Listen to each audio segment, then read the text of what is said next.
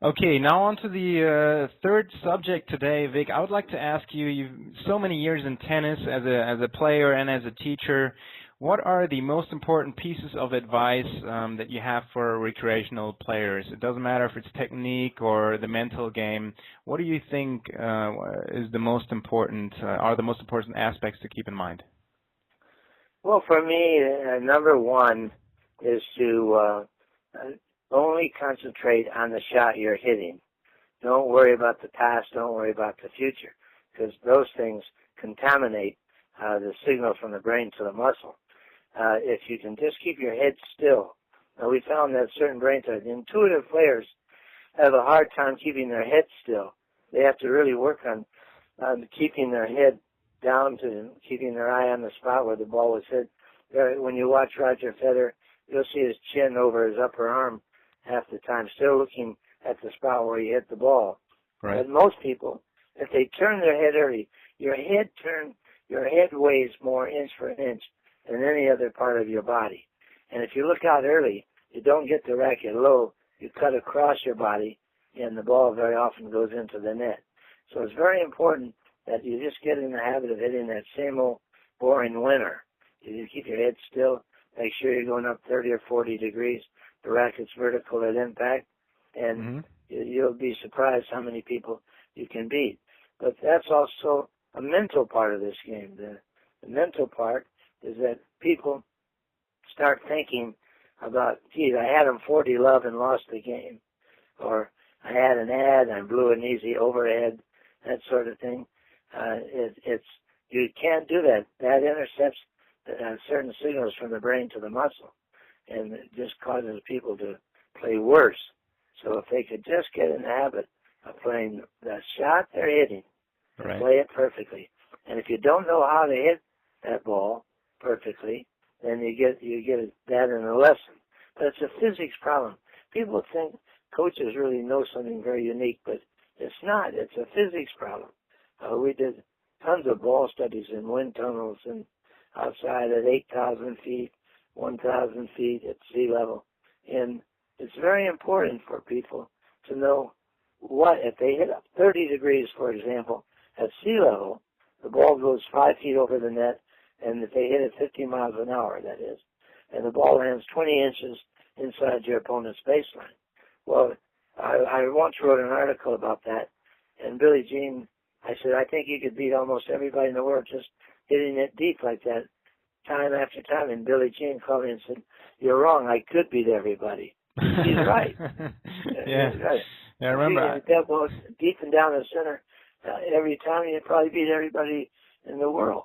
You know, that reminds me of, I used to work at the Everett Tennis Academy, and I was hitting quite often with Chris Everett in the mornings, and she would just, every single ball would bounce just close to the baseline, no unforced errors. It was just unbelievable, and you could give her a lot of speed, and the ball would just come back over and over close to that baseline. Yeah, Chrissy, we did quite a bit of studies on Chrissy, and most of her shots were about 50 miles an hour. Some of the new stuff now, they're hitting 68, 70, 75 right. miles per hour off the ground. But Chrissy did, what a wonderful record. And all she did was keep that ball deep at 50 miles an hour.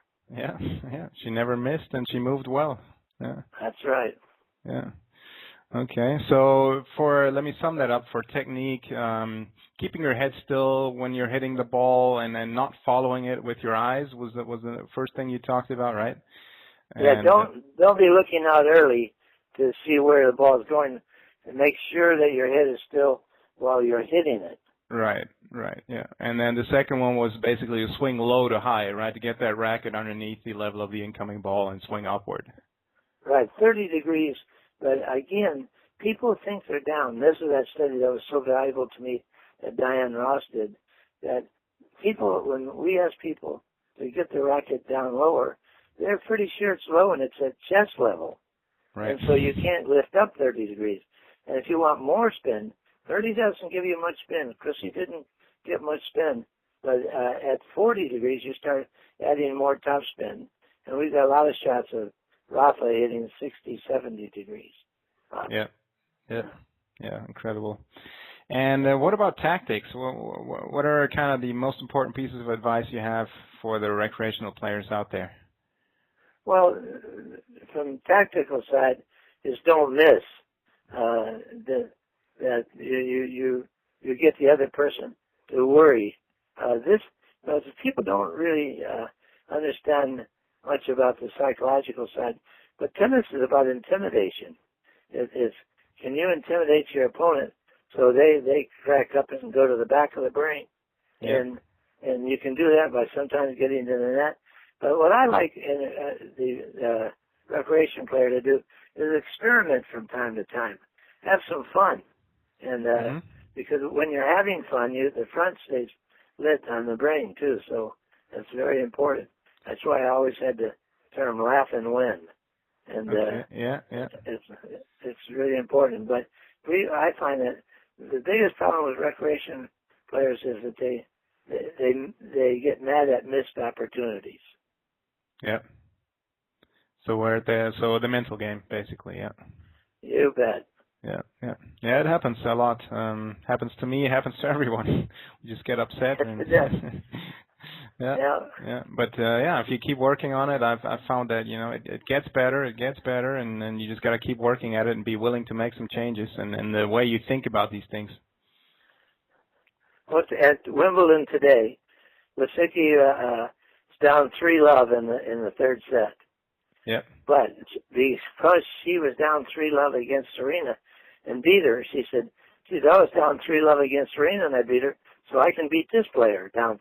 And you could just see the front of the brain get active again.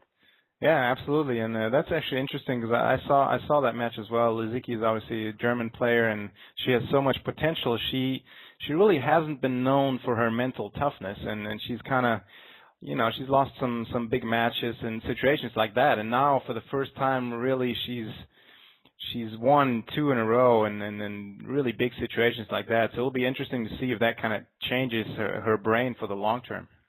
You bet. Yeah, I've had a keen interest in her future now. Yeah. She has.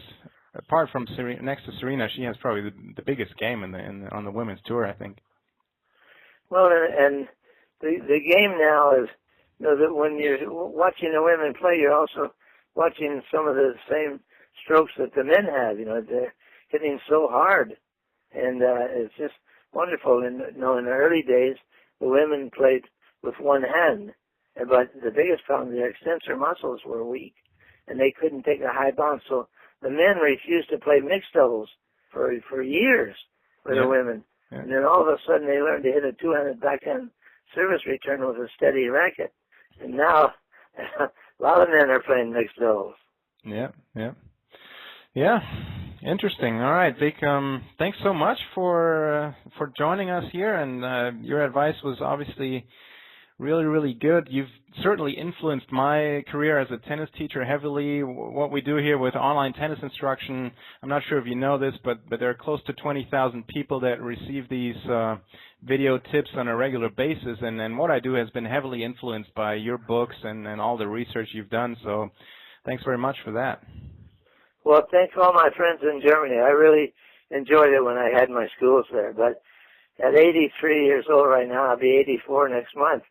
I'm not traveling across the pond every other month is too tough. Yeah, no doubt. All right, thanks, Vic. Okay, thank you. If you enjoyed this video, I'd like to ask you to click the like button below and also subscribe to my YouTube channel if you haven't done so yet, because then you will receive all of the newest videos.